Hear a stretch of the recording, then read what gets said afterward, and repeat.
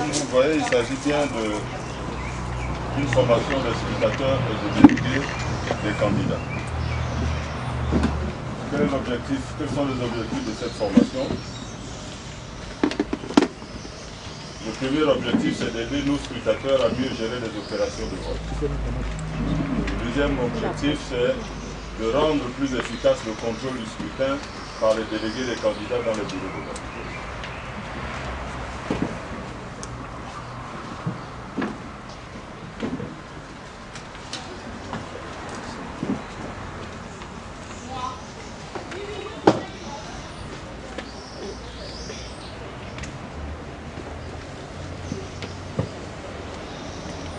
Comme vous pouvez le constater, il y a deux objectifs et deux personnages.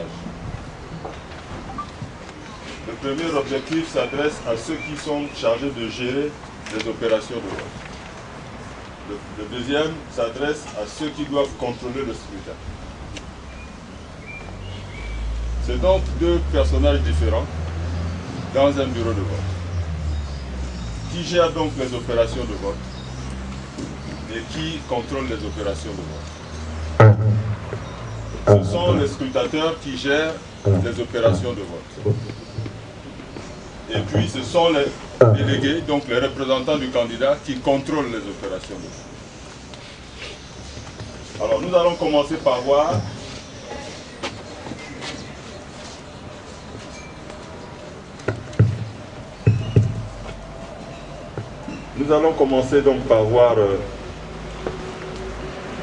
qui sont les scrutateurs et quel est leur rôle. Ensuite, nous verrons qui sont les délégués et leur rôle.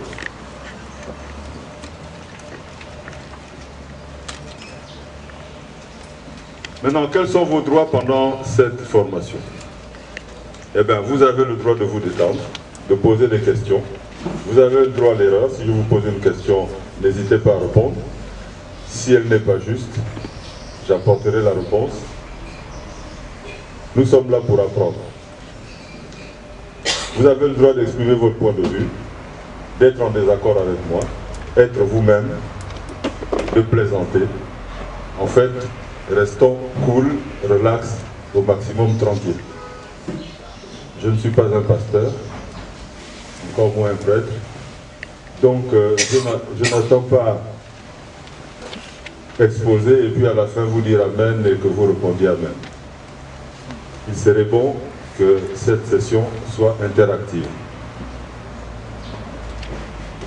Mais avant d'aborder le thème même de notre formation, nous allons rappeler un certain nombre de choses. On va voir ces barrières qui freinent notre évolution. Si nous faisons toujours ce que nous avons toujours fait, nous obtiendrons toujours ce que nous avons toujours obtenu. C'est un principe aussi mathématique que scientifique. C'est un peu comme la formule de l'eau, H2O produit toujours de l'eau. Que l'on soit au désert ou au pôle Nord. Si nous faisons toujours ce que nous avons toujours fait, nous obtiendrons toujours ce que nous avons toujours obtenu. Et c'est parce que nous avons toujours fait un certain nombre de choses que nous avons toujours obtenu les mêmes résultats. Pour cette raison, on a décidé de changer de façon de faire. C'est la raison pour laquelle vous êtes ici pour suivre une formation. Généralement, lorsqu'il y a élection, on copte des gens, on les envoie dans les bureaux de vote sans les former. Et sur place, ils ne savent pas toujours ce qu'ils ont à faire. Le résultat, c'est que parfois, il y a des opérations de fraude qui s'exécutent devant eux sans qu'ils s'en rendent compte.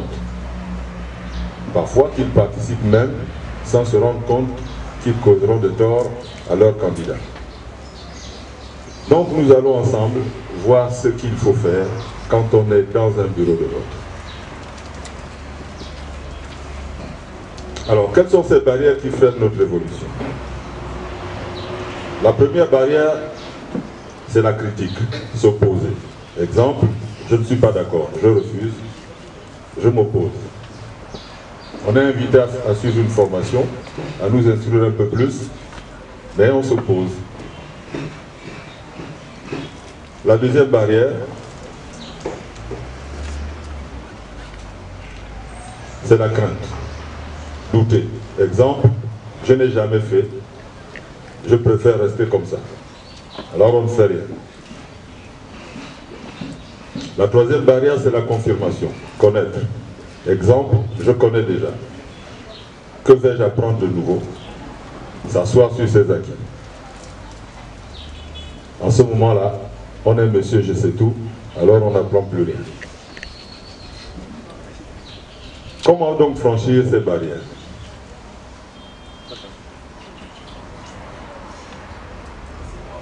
Face à la critique, c'est-à-dire au refus, se dire j'y vais, je participe, je reste curieux.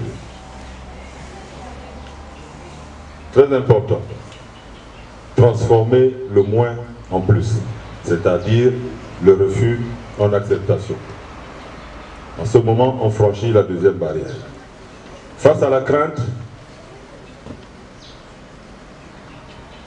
ne pas rester dans le doute. S'entraîner à utiliser les nouvelles connaissances. Se dire « je dois ». Se lancer, s'améliorer, intégrer ce qu'on a appris de nouveau. En ce moment-là, on avance. Face à la confirmation, compléter ce qu'on sait déjà, vérifier si ce qu'on sait est d'actualité ou si ça a évolué, élargir ses connaissances, améliorer ses connaissances, réactiver ses connaissances, surmonter ces barrières, c'est se remettre en question, c'est oser. Beaucoup n'osent pas, alors ils restent tels et n'évoluent pas. Si vous êtes là, c'est parce que vous avez l'intention d'évoluer en matière de gestion des élections et de contrôle de ces élections.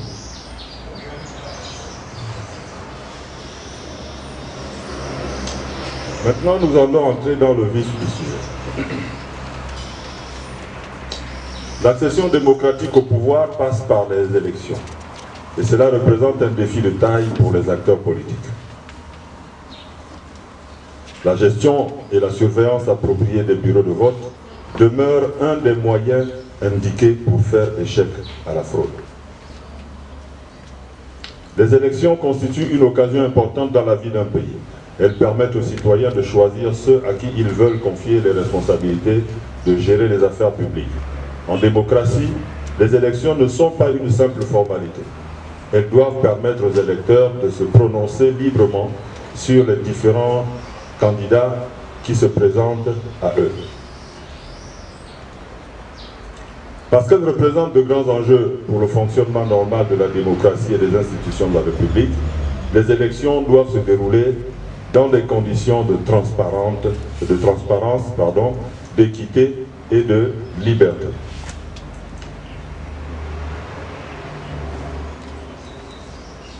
Il y a ici trois termes importants: la transparence, l'équité et la liberté. Ces conditions-là, ce n'est pas le gouvernement qui les met en place. C'est nous les citoyens qui faisons en sorte qu'il y ait transparence, équité et liberté dans les bureaux de vote. Parce que vous allez être vice-président, assesseur ou représentant de votre candidat. Vous avez le devoir donc de faire en sorte que dans le bureau où vous serez, il y ait transparence, équité et liberté. Ça ne sera pas le gouvernement qui le fera. C'est vous qui serez en train de le faire dans votre bureau de vote. Ça ne sera pas votre parti, ça sera vous. Ça ne sera pas votre candidat, ça sera vous. C'est donc à vous de faire en sorte que dans le bureau de vote où vous serez affecté, règne la transparence, l'équité et la liberté. Liberté dans ce sens que chaque électeur doit voter librement sans être influencé par qui que ce soit. Équité parce que tous les candidats dans le bureau de vote doivent être traités de la même manière. Les représentants des candidats doivent s'exprimer librement et être entendu de la même manière. Transparence parce que vous devez veiller à ce que tout se passe conformément aux règles qui sont fixées par la loi électorale. La loi électorale doit être votre levier. C'est sur elle que vous devez vous appuyer. Face à la loi, n'importe qui doit se plier. Vous aurez certainement affaire à des présidents de bureau de vote un peu trop zélés qui auront envie de prendre le dessus sur vous.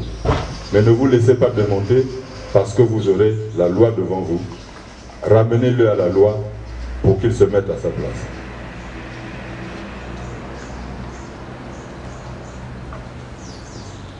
Les choses ne se passent pas mieux par chance. Elles vont mieux parce qu'on change et qu'on s'applique. Nous avons donc intérêt à changer notre façon de faire. Certains d'entre vous ont certainement déjà été dans un bureau de vote à plusieurs occasions. Ils ont vécu un certain nombre de choses. Peut-être que ce qu'ils ont vécu les a amenés à participer involontairement à une fraude ou à aider les fraudeurs à mieux frauder. Il est donc question pour nous d'apprendre un certain nombre de choses qui nous permettront de ne plus tomber sur ces panneaux. Alors, qu'est-ce qu'un vote? Nous savons très bien tous ce qu'est un vote, mais il n'est pas mauvais de le rappeler. Un vote, c'est la manifestation d'une opinion, d'un choix, lors d'une consultation au sein d'un corps social ou politique appelé collège électoral, en vue d'une élection, d'un référendum ou d'une prise de décision. Il permet aux citoyens d'exprimer leur opinion, leur volonté et leur choix lorsqu'ils sont consultés. C'est ça le vote. Donc, nous allons être consultés le 6 octobre, autant que nous sommes sur l'ensemble du territoire. Mais cette consultation, c'est pour nous permettre d'avoir à exprimer notre choix, à participer à la décision de ceux qui devront prendre pour vous en tant que scrutateurs ou représentants d'un candidat dans le bureau de vote. Alors, vous serez dans le bureau de vote, il faut que vous sachiez qui peut être électeur. Être électeur, tout citoyen gabonais de deux sexes âgé de 18 ans révolus, jouissant de ses droits civils et politiques, et régulièrement inscrit sur la liste électorale. Si l'on n'est pas gabonais, si on n'a pas 18 ans, si on ne jouit pas de ses droits civils et politiques, si on n'est pas inscrit dans une liste électorale, on ne peut pas être électeur. Malheureusement, dans notre pays, lorsqu'il s'agit de procéder à la confection de la liste électorale, il manque un certain nombre de données qui font en sorte que des personnes qui, normalement, ne devraient pas être électeurs se retrouvent électeurs. Parce que, souvent, les agents enrôleurs n'ont pas les éléments qui leur permettent d'apprécier les citoyens qui viennent à eux, savoir si ils ont le droit d'être électeurs ou si ce droit leur a été retiré. Mais sachons simplement que pour être électeur, il faut avoir 18 ans révolus, jouir de ses droits civils et politiques, être inscrit sur une liste électorale. Maintenant, qui ne peut être électeur? Ils sont nombreux à ne pas pouvoir être électeurs. Mais comme je vous l'ai dit, on ne fait pas souvent attention. Parmi ceux qui se retrouvent sur les listes électorales, il y a ce genre d'individus.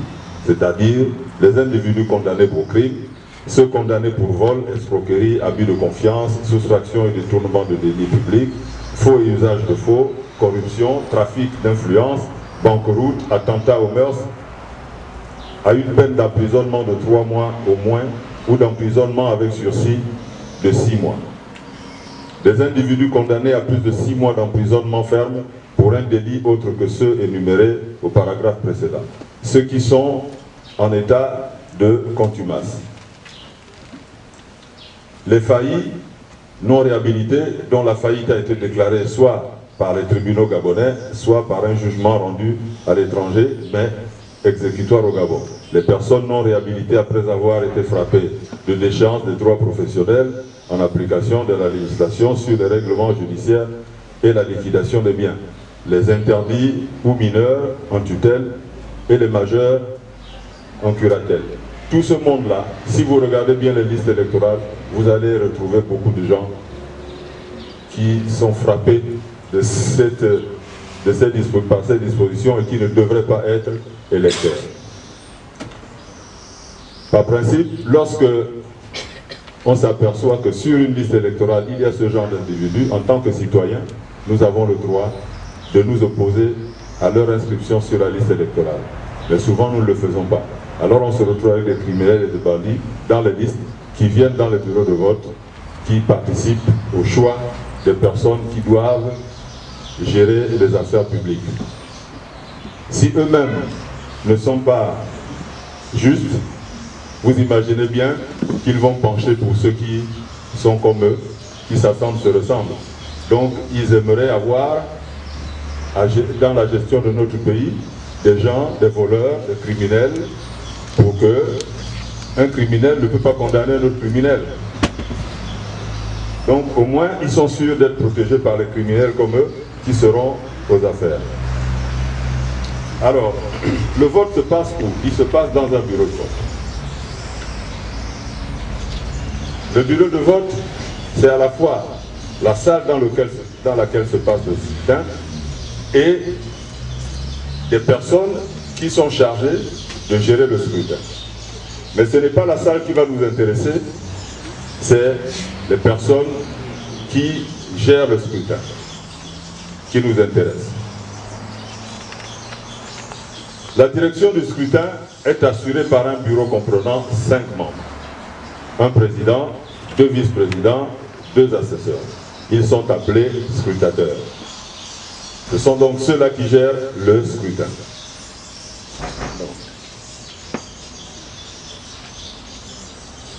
Les 2 vice-présidents et les 2 assesseurs représentent chacun, pour ceux qui sont des vice-présidents, un bord politique. Vous allez être vice-président, vous ne représentez pas en tant que vice-président le candidat Jean Gaspard. Vous représenterez l'opposition. Vous serez assesseur, vous n'êtes pas l'assesseur de Jean Gaspard, vous êtes l'assesseur de l'opposition. Donc, dans le bureau de vote, en tant que vice-président ou assesseur, le rôle que vous aurez à jouer, ce sera celui de protéger et de défendre les intérêts de votre bord politique, c'est-à-dire l'opposition. De l'autre côté, il y aura ceux de la mouvance présidentielle. J'évite de les appeler majorité parce qu'aujourd'hui, nous n'avons plus d'assemblée. Il n'y a donc pas de majorité. Ceux de la mouvance présidentielle défendront les intérêts de tous les candidats de la mouvance présidentielle. Alors, ces 5 personnes ne jouent pas tous le même rôle. Il va donc falloir que nous déterminions quel est le rôle de chacun. Il est bon qu'un président de bureau de vote sache quel est le rôle d'un vice-président et d'un assesseur. Qu'il sache également le rôle d'un représentant de candidat et vice-versa. Si chacun ne sait pas quel est le rôle de l'autre, si en plus il ne sait même pas quel est son rôle, eh bien ça va être un cafouillage dans le bureau de vote. Chacun voudra tout faire. Résultat, le scrutin ne se passera pas très bien. On peut même arriver à des altercations dans le bureau et peut-être même à se taper des coups de poing. Donc chacun doit savoir quel est son rôle. Nous allons voir d'abord le rôle du président. Le président du bureau de vote est seul responsable de la police dans la salle de vote et ses abords immédiats. Il tranche les conflits, prend toute mesure préventive des désordres et peut, dans ce but, canaliser l'entrée des électeurs dans la salle de vote par petits groupes. Il peut expulser de la salle de vote toute personne qui, par son comportement, trouble ou tente de troubler la sécurité ou la sérénité du vote. Non. Ça, c'est le début des prérogatives du président. Au premier point, nous voyons que le président du bureau de vote est responsable de la police dans la salle de vote. Qu'est-ce que ça veut dire? Ça ne veut pas dire que le président du bureau de vote est devenu gendarme ou policier. Ça veut simplement dire qu'il a pour mission de maintenir l'ordre dans la salle de vote. Il n'est pas tout puissant. Il n'a pour seul rôle à ce niveau de police que de préserver l'ordre dans la salle de vote.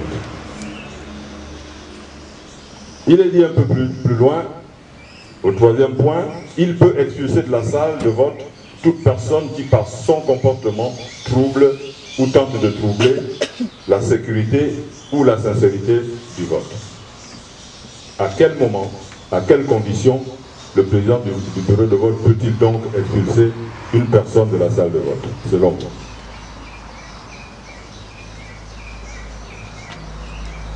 À quelles conditions le président du bureau de vote peut-il expulser de la salle une personne?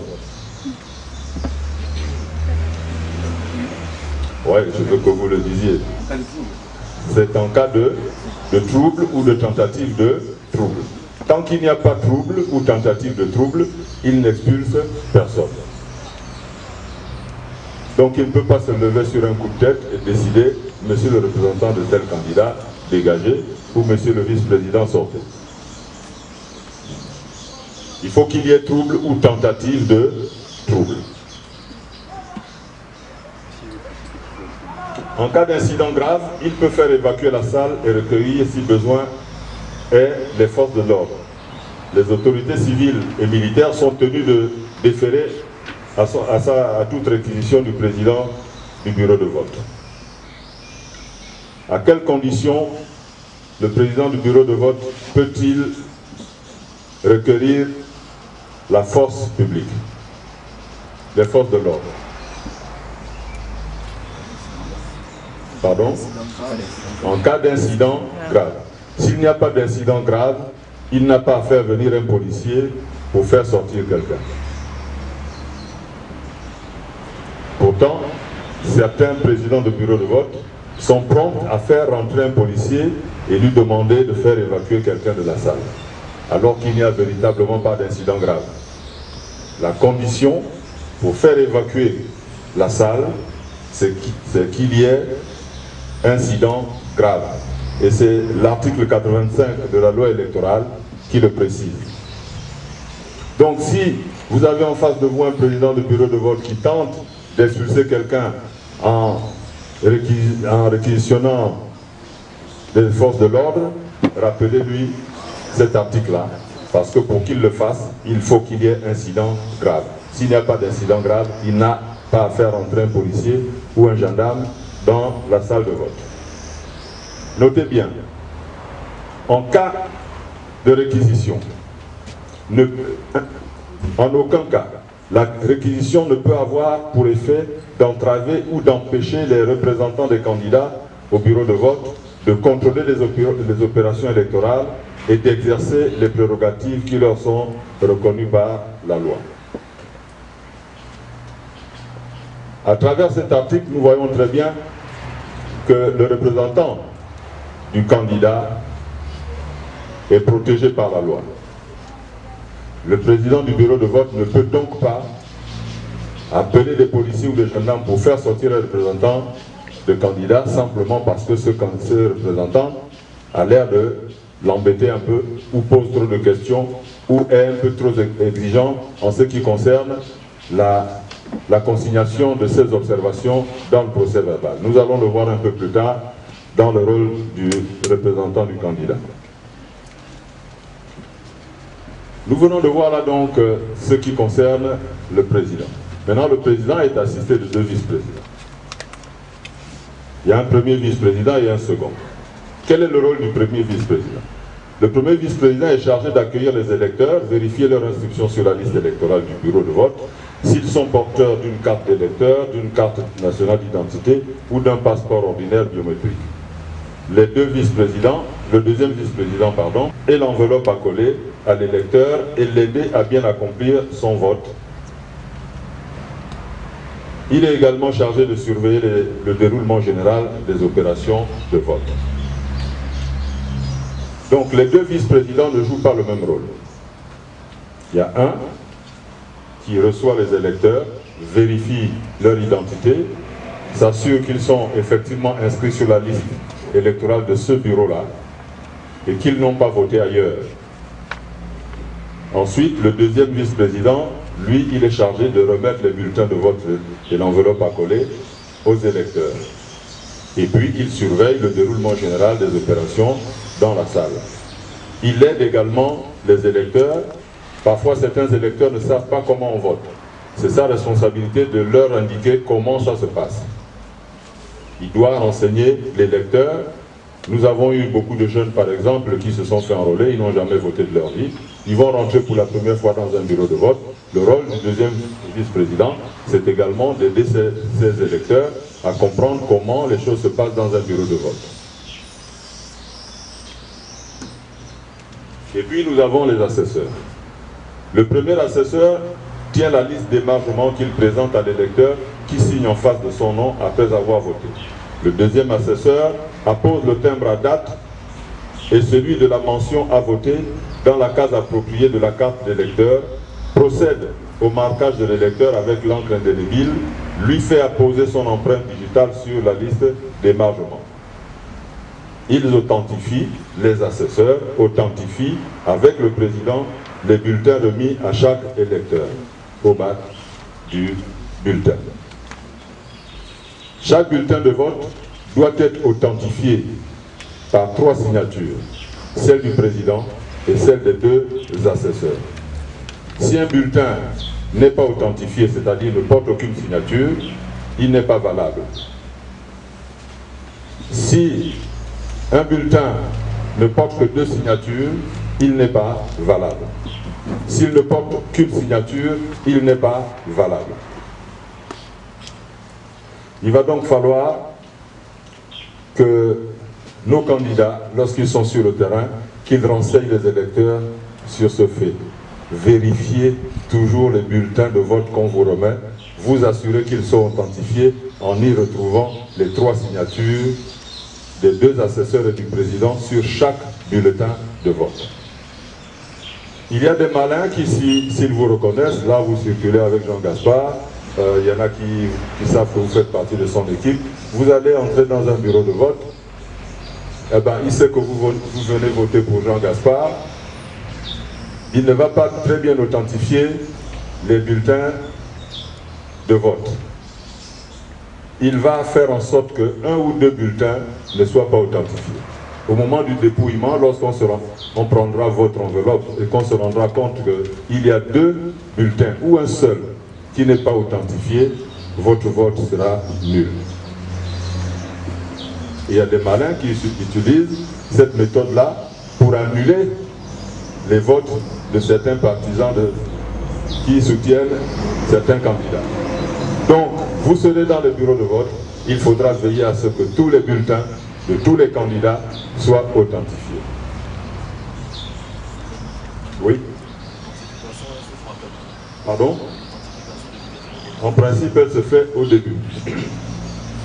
Dès que vous arrivez et que vous avez installé le matériel, vous commencez par authentifier un certain nombre de bulletins, ce qui vous permettra en ce moment-là de démarrer le vote et au fur et à mesure, vous authentifiez les autres bulletins. Mais vous devez au départ authentifier un bon nombre de bulletins.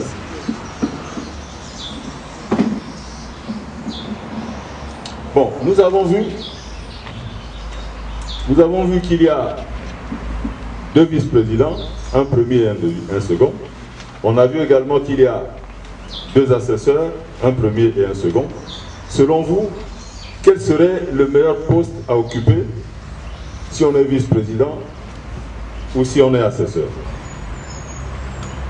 au vu des rôles de chacun? Oui. Si on est vice-président, c'est le premier vice-président. Et si on est assesseur, c'est, je pense, le deuxième. Si on est vice-président, il vaut mieux être premier. Si on est assesseur, il vaut mieux être deuxième vice-président.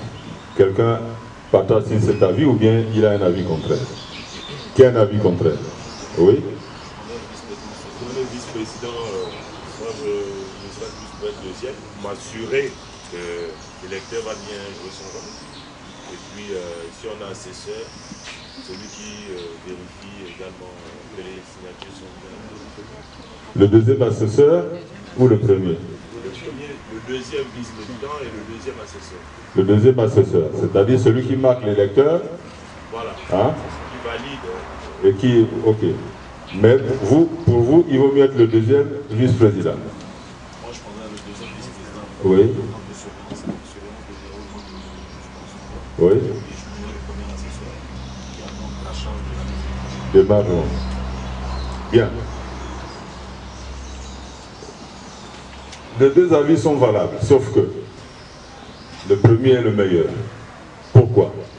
Parce que si vous êtes premier vice-président, vous avez la possibilité de contrôler l'identité de l'électeur, de vérifier ses doigts, vous assurer qu'il n'a pas voté avant de venir dans votre bureau de vote. Vous avez la possibilité de regarder les procurations que les uns et les autres vont amener. Et vous avez en plus la possibilité de tester un électeur que vous trouvez suspect.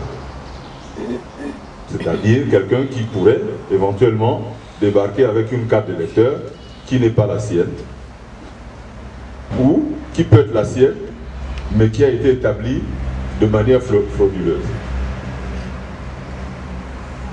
Et le deuxième assesseur, c'est celui qui marque l'électeur.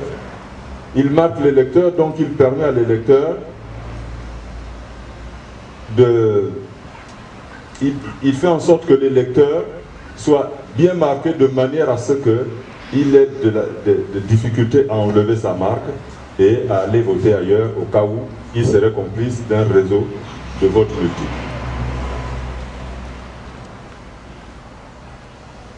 Si vous prenez le deuxième vice-président qui se contente de distribuer les bulletins, ce qui se sera fait en amont vous échappera. Et ce qui se fera en aval, naturellement, si vous êtes premier assesseur, chargé essentiellement de présenter la liste d'émargement à l'électeur pour qu'il signe, vous n'aurez pas fait œuvre utile parce que le rôle que vous jouez a déjà été fait. Vous voulez contrôler l'électeur au sortir du bureau de vote alors qu'il a déjà été contrôlé à l'entrée. Et mieux, vous allez vouloir jouer un rôle qui est déjà joué si vous êtes deuxième vice-président qui observe les opérations de vote, vous allez jouer le rôle que le représentant des candidats joue déjà. Donc, le meilleur choix, c'est celui d'être vice-président, premier vice-président et deuxième assesseur. Maintenant, c'est essentiel d'occuper ces postes, mais comment faire pour les occuper? Parce que souvent, il est difficile qu'un président choisisse des gens, si nous savons un peu quelle est la couleur des présidents. En général, ils veulent mettre à ces postes-là des gens qu'ils maîtrisent et qui peuvent rentrer dans les combines au cas où il y aurait combine. Donc un président du bureau de vote d'un certain bord aimerait avoir comme premier vice-président quelqu'un de son bord pour laisser passer même des personnes qui, lorsqu'ils arrivent, n'ont pas leur carte d'électeur, mais ils ont la carte d'électeur de quelqu'un, mais il va voter. Il veut également avoir comme deuxième assesseur un des siens, pour la simple et bonne raison que lorsque celui-là aura marqué l'électeur, il ne va pas se casser la tête. Vous pouvez venir.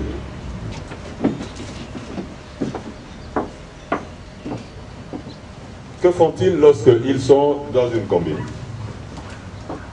En principe, lorsque vous aurez, si vous êtes assesseur, particulièrement deuxième assesseur, à marquer l'électeur, ne vous contentez pas de poser son doigt dans l'encreur. Si vous le faites comme ça, eh ben, il va utiliser les produits des femmes, là, les dissolvants et tout ça, pour facilement enlever ça. Il faut poser le doigt comme ça et le relever pour que l'encre entre sous l'ongle. Donc, vous posez, et comme vous avez posé, l'encre va s'accumuler devant, et lorsque vous allez soulever son doigt, l'encre va rentrer sous l'ongle. Et à ce niveau-là, vous faites bien bouger l'ongle pour que ça aille, ça entoure véritablement le fond de l'ongle. Mais quand c'est des complices, il tient le doigt de son complice de cette manière, il fait avancer son pouce, et puis il marque son pouce à lui, et puis son acolyte s'en va avec un doigt bien propre, et il va voter ailleurs.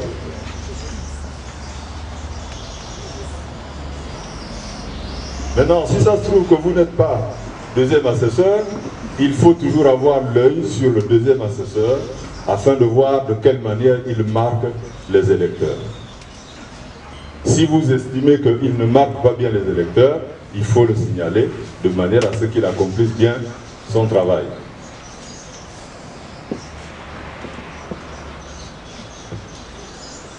Bien, alors, dans le bureau de vote, on a vu qu'il y a 5 personnes, le président, les 2 vice-présidents et les 2 assesseurs. Chacun d'eux a un rôle bien précis. Nous avons compris quel est le rôle de chacun? Est-ce que nous avons compris le rôle de chacun?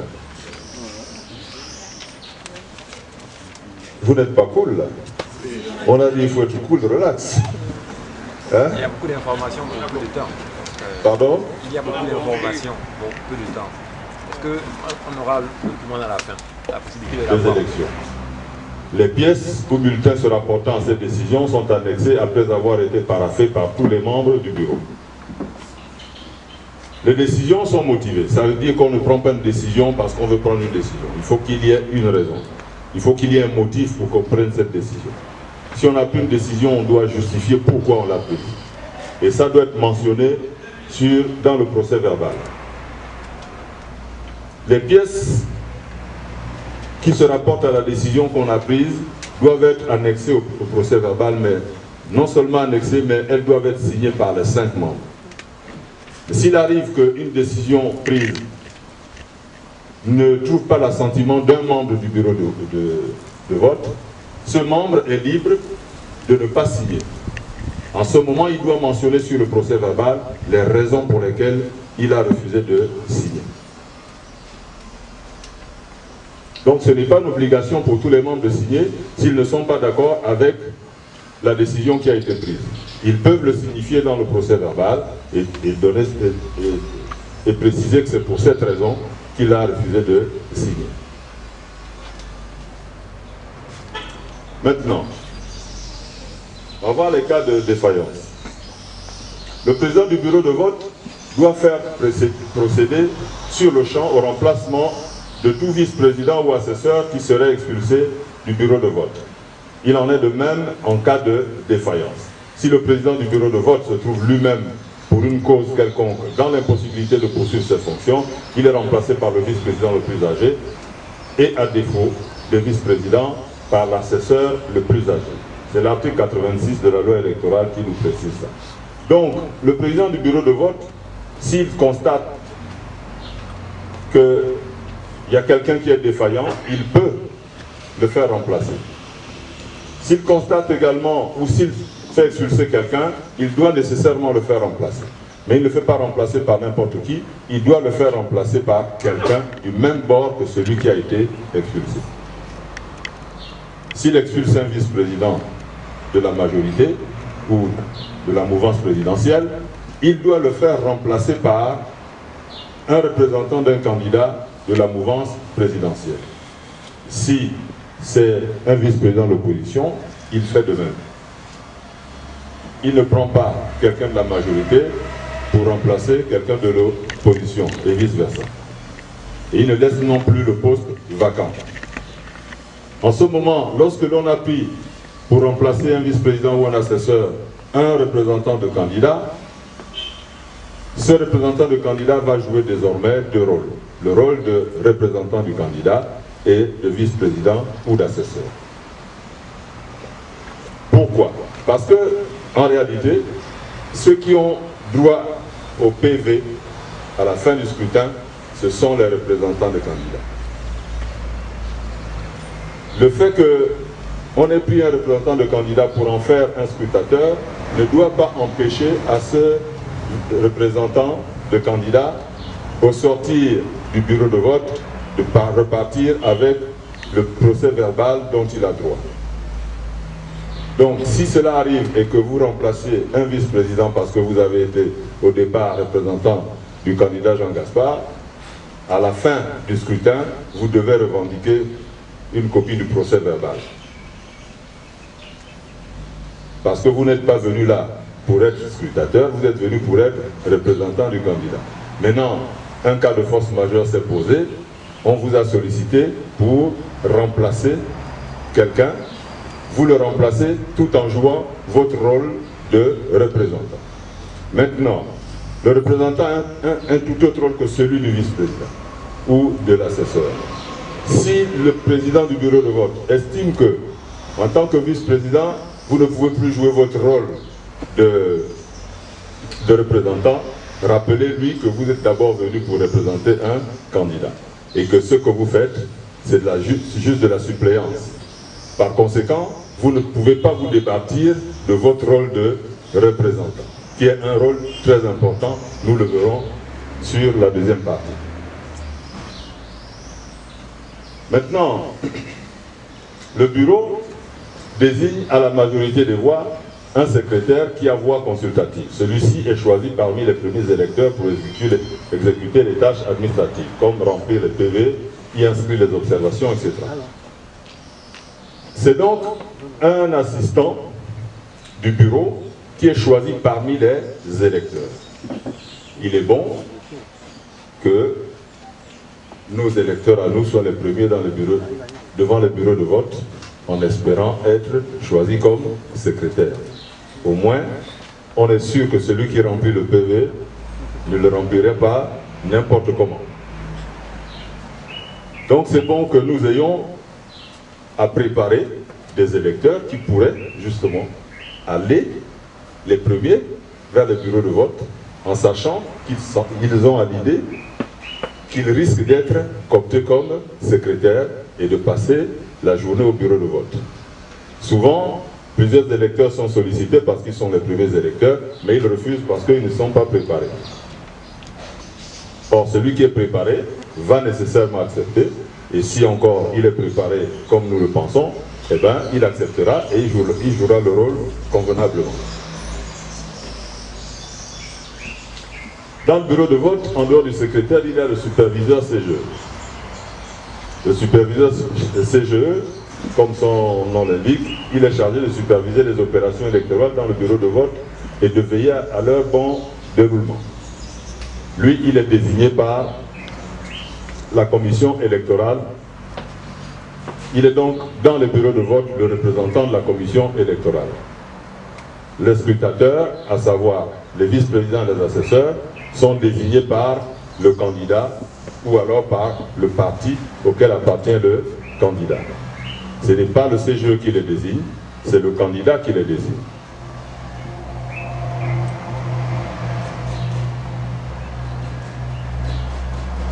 Maintenant, on va sommairement parler du délégué qui lui aussi se retrouve dans le bureau de vote.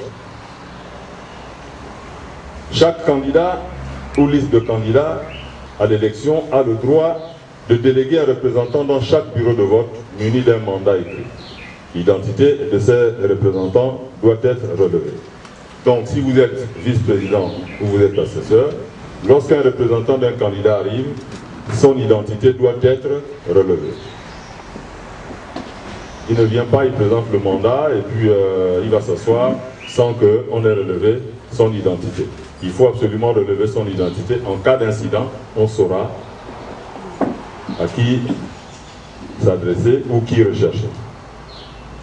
Dûment mandaté, le délégué représentant le candidat dans un bureau de vote a le droit de suivre les diverses opérations de vote, suivre les opérations de dépouillement des bulletins et de décompte des voix, formuler des observations. Notez bien, toute observation formulée par lui doit être consignée dans le procès verbal. Il n'est pas dit peut être consigné. Il est dit doit être consigné. Donc c'est impératif. Par conséquent, aucun président de bureau de vote, aucun bureau de vote ne doit faire fi des observations du représentant d'un candidat. Toutes les observations qu'il fera doivent être consignées dans le procès verbal.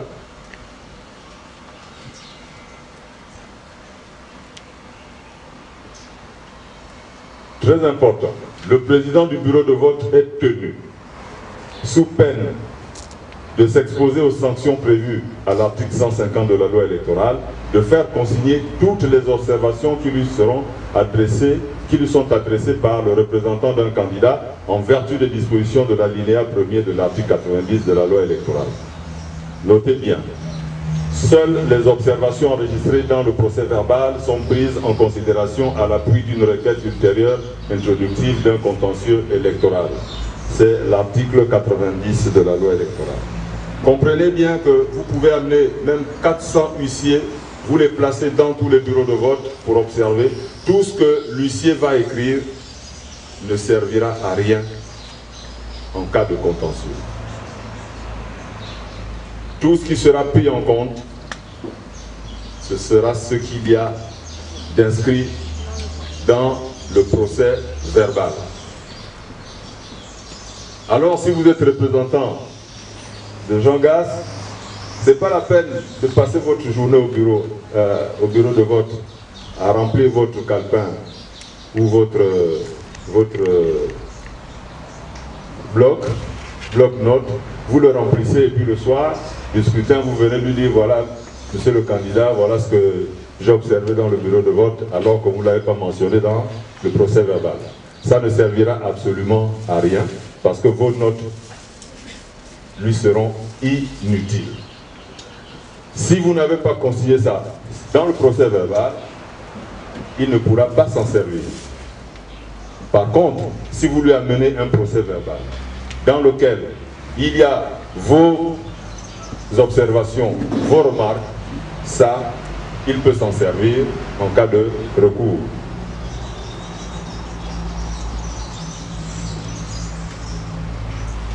Bien, alors nous sommes scrutateurs, nous sommes représentants d'un candidat. Nous devons savoir que la journée électorale est une journée pénible. Elle est pénible parce que vous allez passer plusieurs heures assis, étant tenu d'y rester et de ne pas sortir du bureau et laisser les autres seuls. Donc c'est quand même une journée assez difficile. À cet effet, il faut donc se préparer.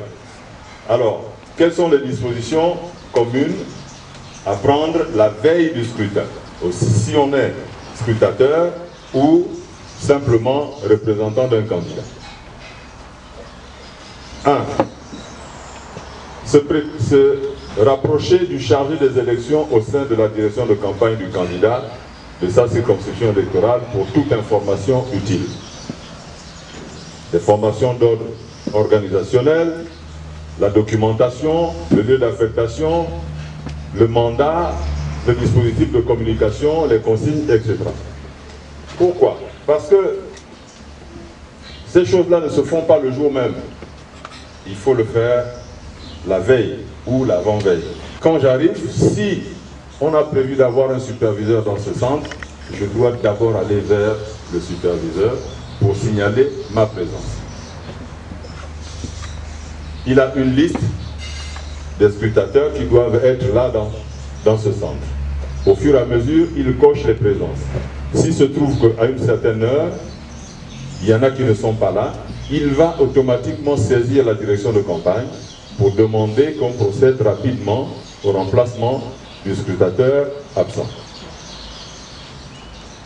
Si on n'a pas de superviseur, ce sera un peu compliqué parce que personne ne saura qui est effectivement à son poste et qui ne l'est pas. Donc il est souvent bon d'avoir dans chaque centre un superviseur en fonction de l'importance du centre. Si c'est un centre qui a 8 bureaux, c'est pas 12 bureaux, il faut faire en sorte, par exemple, qu'il y ait 2 scrutateurs qui s'occupent d'un certain nombre de bureaux. Plutôt un superviseur. Alors, ce superviseur, donc, va recevoir ceux qui arrivent, s'assurer que chacun a pris son poste. Si tout le monde a pris son poste, il le signale à la direction de campagne, tout le monde est en poste. S'il y en a qui manquent, il le signale pour qu'on envoie quelqu'un d'autre venir en remplacement.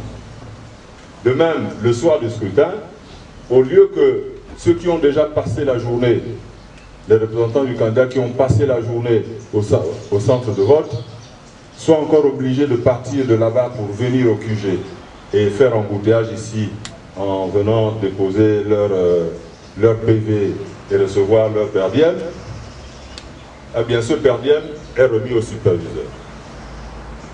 En ce moment, chaque fois qu'un représentant sort du bureau de vote avec son procès verbal, il se dirige vers le superviseur qui coche une fiche pour attester qu'il a reçu, le PV, lui remet son per diem et lui, en retour, il signe un reçu attestant qu'il a bien reçu son per diem. Et là, quand il prend son taxi, il rentre chez lui. Il ne vient plus traîner encore au QG. Et c'est le superviseur qui viendra avec tous les PV qu'il a récupérés dans le centre, il les amène tous au QG. Est-ce que nous comprenons l'importance de cette organisation? Maintenant, si nous sommes organisés de cette manière-là, alors, si nous sommes organisés de cette manière, il faut que tout le monde sache quel est le type d'organisation qu'on a mis en place. Ensuite, chacun doit avoir son mandat, non pas le jour J, mais la veille. Savoir quel est le dispositif de communication qu'on met en place. Est-ce que nous allons communiquer par WhatsApp? Est-ce qu'on va communiquer par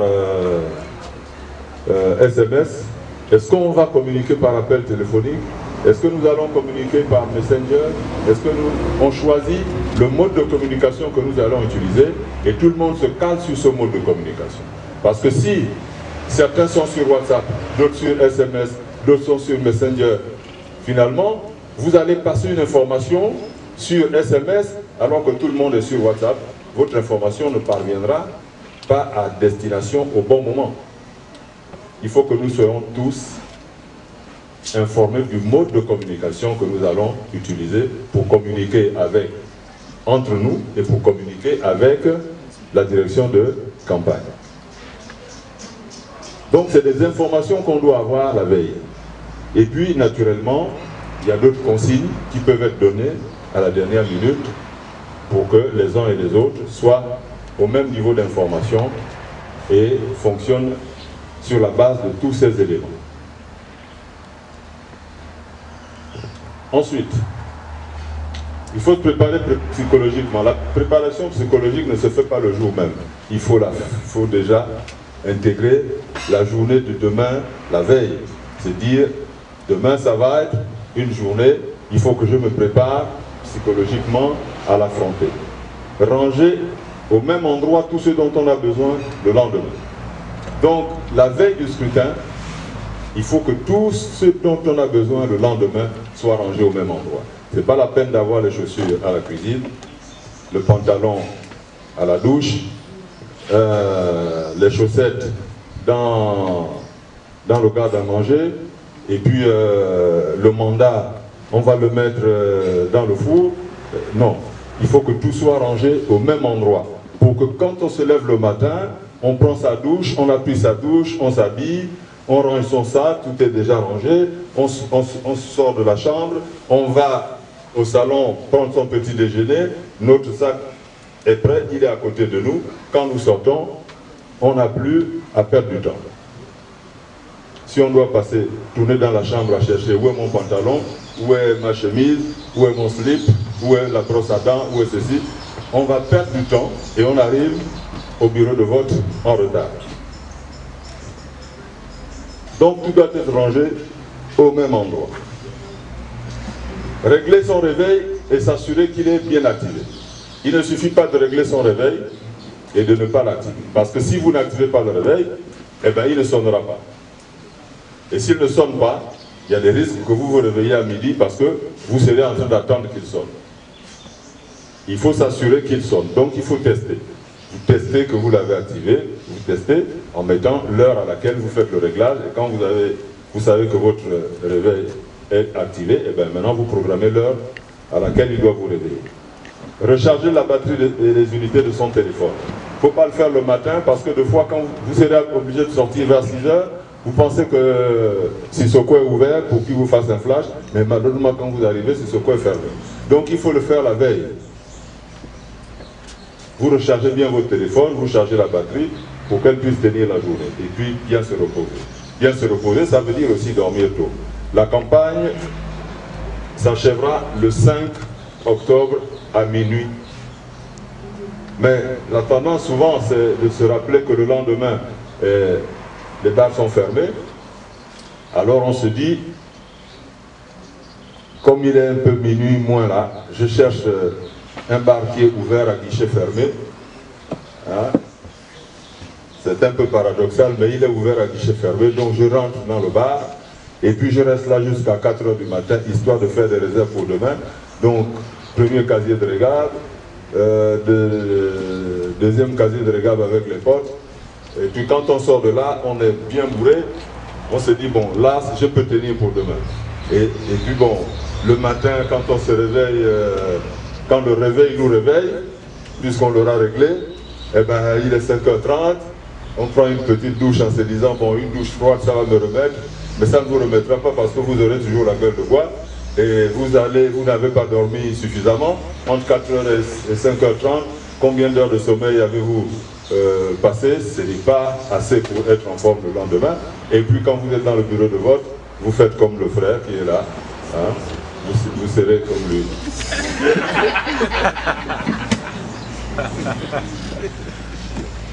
Hein?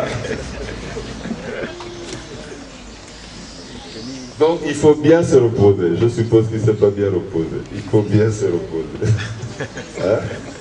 Voilà, il faut bien se reposer. Ça nous permet d'être en forme le lendemain dans le bureau de vote. Apprêter son équipement pour le bureau de vote. Une pièce d'identité en cours de validité, un mandat de scrutateur ou de représentant du candidat, une copie de la loi électorale, si vous pouvez en disposer, de quoi manger quand on aura faim, de quoi boire quand on aura soif. La tendance des candidats et de leurs équipes de campagne, c'est souvent de se dire, bon, on va envoyer les scrutateurs et les représentants dans les bureaux de vote, ils vont y aller, et puis vers 11 h 30 midi, on va commencer à faire le tour des centres de vote pour leur distribuer des sandwichs, un jus et un peu d'eau. Bon, votre arrondissement me paraît un peu grand, vous n'avez peut-être pas beaucoup de centres de vote, mais je ne pense pas que les centres de vote soient proches les uns des autres. Ils sont suffisamment éloignés les uns des autres. J'ai l'expérience du 4e arrondissement qui a 97 bureaux de vote. Le 3e arrondissement part de l'Immaculée Conception jusqu'au PK8, du côté nord. Du côté sud, il part de Lando jusqu'à Awenje, il va jusqu'à Terre Nouvelle. Terre Nouvelle, il va jusqu'à Aniali. Bon, vous imaginez un arrondissement comme celui-là, si vous n'avez qu'un véhicule, même si vous en avez deux, et que vous décidez de distribuer les sandwichs, vous êtes sûr que quand vous avez démarré à 11 h 30, vous arriverez au dernier bureau, il sera 18 h moins le quart. En ce moment-là, votre représentant ou votre scrutateur aura passé toute la journée sans manger et sans boire. Il sera fatigué. Et il est sûr qu'à une certaine heure, il ne sera plus du tout dans le bureau. Il sera ailleurs. Ce qui se passera là, il sera complètement absent. Et comme ventre affamé n'a point d'oreille, vous comprenez très bien qu'il sera sourd même quand le président du bureau de vote donne des ordres qui sont contre la loi, il ne les comprendra pas du tout. Il ne les entendra pas parce qu'il sera affamé. Mais mieux, il sera pratiquement exposé au jeu de nos amis d'en face, qui profitent souvent de ce genre de situation pour introduire dans les mains de nos représentants et de nos scrutateurs des sandwichs dorés. Je suppose que quand on a envoyé les gens dans le bureau de vote pour vous représenter, vous savez, vous connaissez leur nombre. Mais quelle est cette subite gentillesse de nos amis, les jours du scrutin, qui viennent toujours avec des sandwichs et des jus et de l'eau en plus? Ils sont généreux. Cette générosité n'interpelle pas? Non, ils sont généreux. Ils sont vraiment généreux, ce doré. Vous comprenez ce que je veux dire? Parce que là-dedans, il y a des petites feuilles dans du cellophane. On met ça dans le sandwich. Et puis, cette petite bouteille d'eau, c'est du plastique. Si vous prenez une seringue et que vous transpercez soit ici, soit le bouchon, vous pourrez la retourner comme vous voudrez, il n'y aura aucune goutte qui va tomber. Donc il suffit de se servir d'une petite seringue pour injecter dans des petites bouteilles d'eau un peu de somnifère. Donc après cet acte de générosité, eh bien, comme nos représentants sont privés de leur sandwich et de leur jus ou d'une simple bouteille d'eau, ils vont prendre ça, ils vont manger, ils vont boire, mais après avoir bu, dans les 5 minutes, les 5 à 10 minutes qui suivent, ils vont dormir. Et quand ils auront tous dormi, restent éveillés les gens d'en face. Et ça peut durer jusqu'à 17 heures. Et chaque fois qu'il n'y aura pas assez de lecteurs dehors en attente, eh bien, ils en profiteront pour bourrer les urnes. Quand vous allez vous réveiller, vous vous rendrez compte que l'urne est pratiquement au milieu. Et au moment du dépouillement, vous constaterez les dégâts, mais il sera trop tard. Donc, il est bon que les candidats, la veille, remettent aux gens qu'ils vont envoyer dans les bureaux de vote de quoi confectionner eux-mêmes leur propre sandwich, de manière à ce qu'il n'y ait pas à attendre dans le bureau de vote l'arrivée d'une quelconque équipe qui passerait à distribuer les sandwichs. À moins vraiment d'être suffisamment organisé, avoir assez de moyens pour mettre sur le terrain plusieurs véhicules, plusieurs équipes de distribution qui auront peut-être à gérer 2 ou 3 centres de vote maximum. Mais je peux vous assurer qu'au 3e arrondissement, quand vous commencez à la base Sogatra à distribuer les sandwichs, vous arrivez aux 2 écoles du PK8, vous arrivez là-bas, il est 17h, voire 18h moins. Et ça, c'est pas toujours évident. Pour un scrutateur, pour un représentant, de tenir toute la journée comme ça. Donc, il faut leur permettre de préparer la veille ce qu'ils vont amener dans le bureau de vote pour manger quand ils auront faim et pour boire quand ils auront soif. Que doivent-ils faire le jour du scrutin? Il doit prendre son petit déjeuner avant de se rendre au bureau de vote. Alors, si nous avons à manger la veille, il ne faut pas qu'on mange les grosses soupes d'arachide, les histoires qui pourraient éventuellement nous poser les problèmes le lendemain. De même, le matin, ce n'est pas la peine de se taper un bon bol de kounou avec les arachides et tout ça dedans mélangé, ou les restes d'un niemboué, parce qu'en général, le niemboué est bon quand il a dormi. Donc, on va prendre le niemboué Et lorsque nous allons arriver au bureau de vote, 1 heure après, le ventre commence à tourner et ça devient difficile de tenir. Mangez plutôt sec. Ça permettra d'éviter qu'on soit obligé de sortir du bureau à chaque fois. À la limite, quand on ne pourra plus tenir, on va rentrer à la maison. Mais encore que quand on a une coulée, vous imaginez bien, ça provoque de la fatigue, on n'est pas du tout à l'aise, donc il vaut mieux manger sec pour ne pas être indisposé. Se munir d'un sandwich, un jus de fruits, une bouteille d'eau pour la journée. Si vous avez à avoir un jus de fruits, prenez de préférence un jus de fruits au citron, ou simplement vous amenez avec vous du citron, que vous mélangez avec votre eau. Le citron contenant de la vitamine C, il vous maintiendra en forme. En cas d'indisponibilité, s'assurer qu'on n'a rien oublié d'utile à sa mission. Quand on sort de la maison, il faut vraiment vérifier qu'on n'a rien oublié. Sinon, vous allez arriver au bureau de vote et vous vous rendez compte que vous avez oublié certaines choses, il faut repartir, et là, beaucoup de choses peuvent se passer derrière vous. En cas d'indisponibilité, informez le plus tôt possible le chargé des élections dont on dépend aux fins de remplacement immédiat. Soyez le premier et avant l'heure à votre poste. Nous allons voir pourquoi il faut être avant l'heure à votre poste. Aussitôt arrivé, signalez sa présence auprès du superviseur du centre de vote, comme je vous l'ai indiqué tout à l'heure. Procédez à la reconnaissance du bureau de vote dans lequel on est affecté.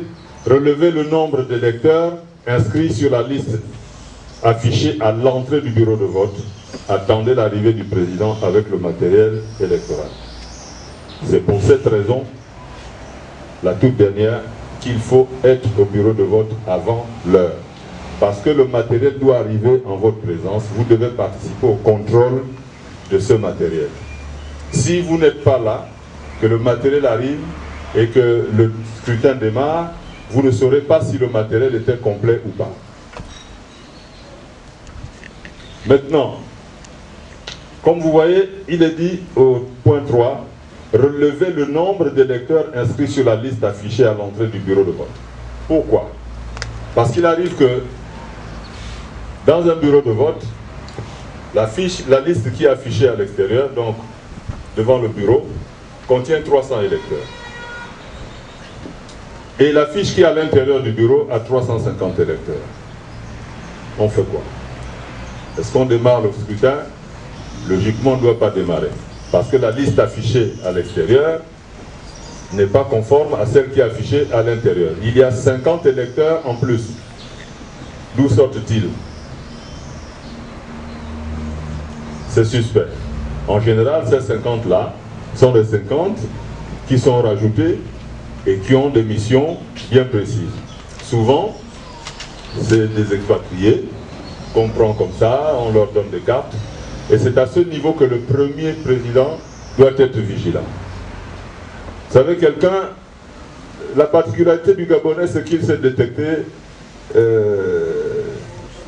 c'est un bon détective. Donc il peut savoir qui est malien, qui est sérieux. Il sait faire la différence entre un Togolais et un Béninois. Il sait faire la différence entre un Malien et un Sénégalais. Entre nous, nous savons faire la différence entre Ken et Obama. Donc de ce côté-là, nous sommes assez détectives. On peut donc détecter quelqu'un de suspect. Nous aurons dans les bureaux de vote des gens qui vont nous amener des cartes d'électeurs. Mais sur la carte d'électeur, il y a un certain nombre d'informations. Interrogez-les sur ces informations-là, si vous trouvez qu'il est suspect, lorsque vous êtes président, premier vice-président. Par exemple, si quelqu'un s'amène à vous, il vous présente sa carte d'électeur. Sur la carte d'électeur, il est écrit qu'il est né le 15 avril 1970.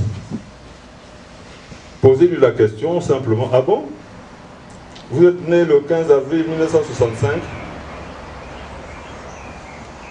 S'il n'est pas né en 1965, puisque sur sa carte c'est écrit qu'il est né en 1970, la logique voudrait qu'il réagisse de manière négative. Qu'il vous dise, ah non, je suis né en 1970, pas 65. Mais s'il ne réagit pas, ça veut dire que c'est quelqu'un à qui on a remis une carte d'électeur il n'y a pas longtemps, qui n'a pas pris la peine de la lire parce que souvent ils ne la lisent pas. Donc qui ne sait même pas quelle est la date de naissance qui est inscrite sur sa carte d'électeur. En ce moment-là, vous lui demandez une pièce d'identité. Parce que s'il ne reconnaît pas qu'il est né en 1970 et qu'il accepte d'être né en 1965 ou qu'il ne dise rien, qu'il ne dit rien comme ça veut dire que c'est ce genre de personnes-là qui remplissent les listes électorales de l'intérieur, qui sont souvent parmi les 50. Donc, vous bloquez le vote tant que vous n'avez pas une liste à l'intérieur, une liste conforme à celle qui est affichée à l'extérieur. Vous ne pouvez pas démarrer le vote avec deux listes qui ne sont pas conformes.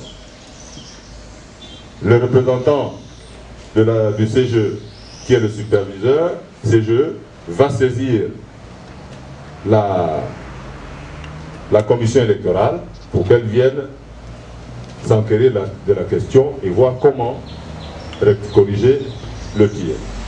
Mais ne démarrez pas le vote, le scrutin, quand vous avez deux listes différentes, une affichée dehors avec 300 électeurs et l'autre à l'intérieur avec 350.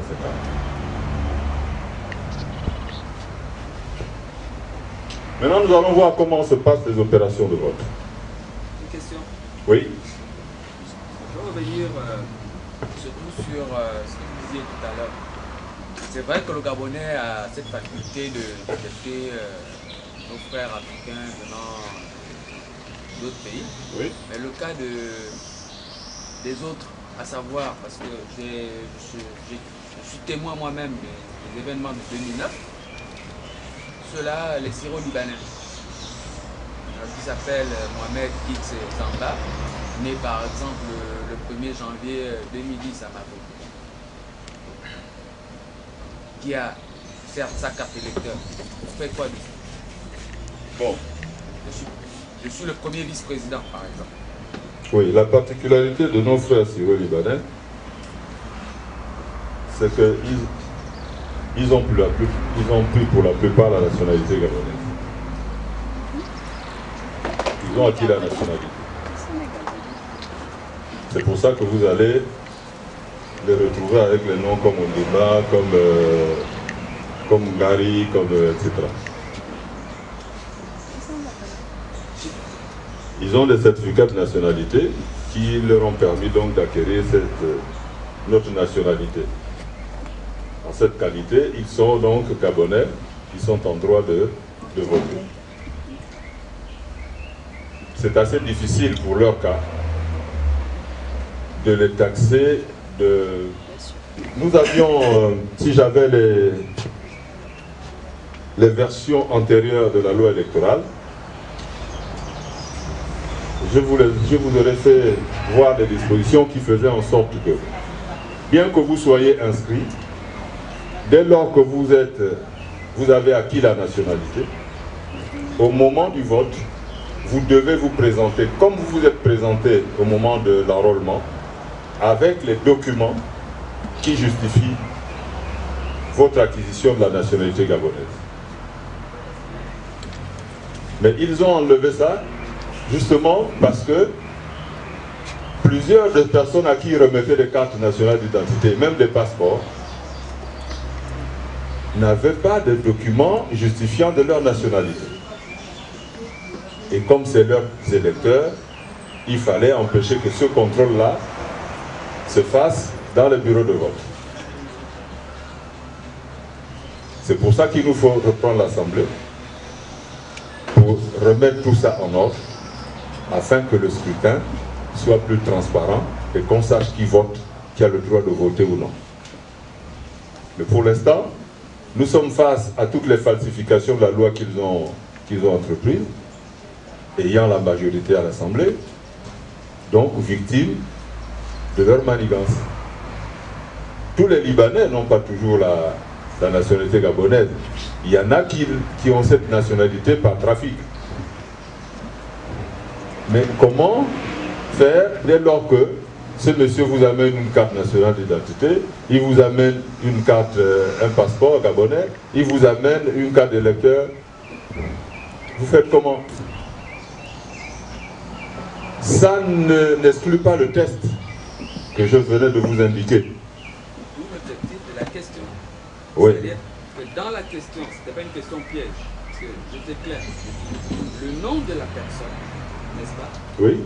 Quel que soit son nom, Oui. qui est associé à un nom gabonais. Oui. Mais surtout la date de naissance. Oui. Non seulement la date de naissance, même le lieu. La date et le lieu de naissance. Voilà. La fois qui change.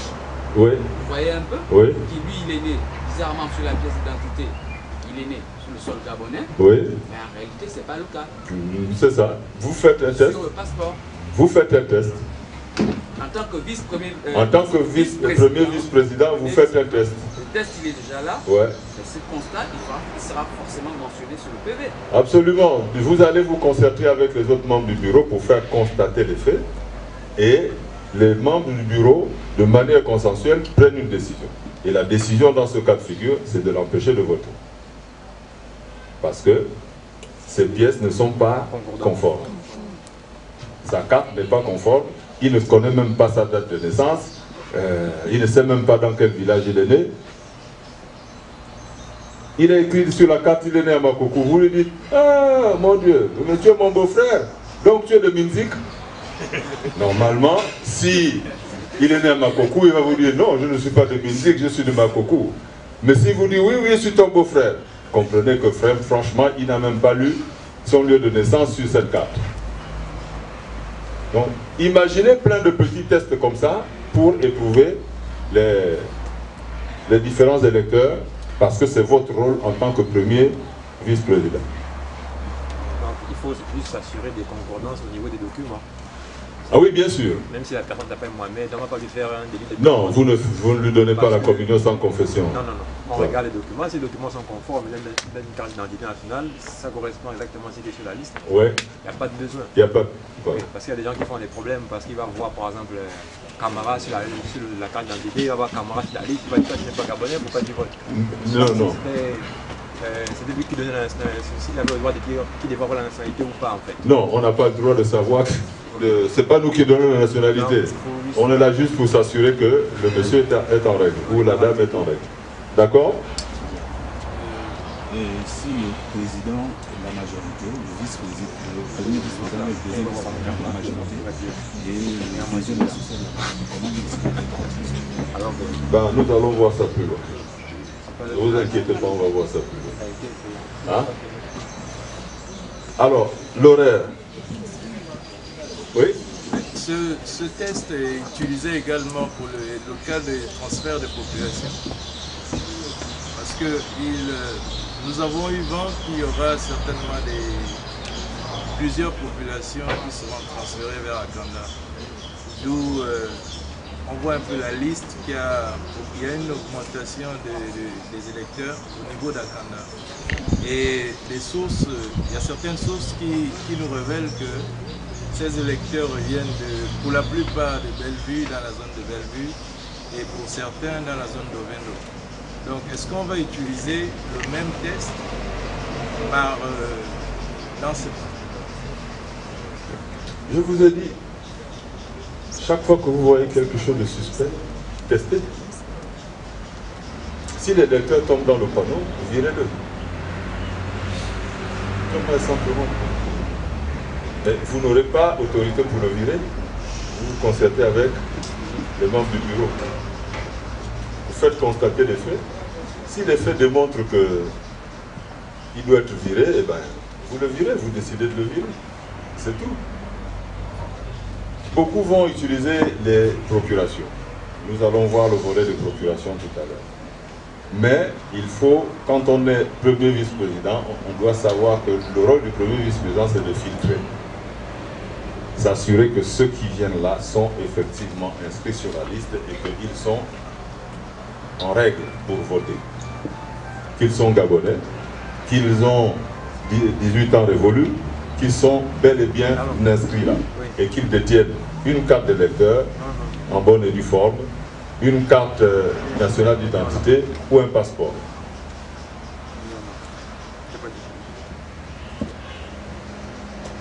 Il faut tester, il ne faut pas hésiter.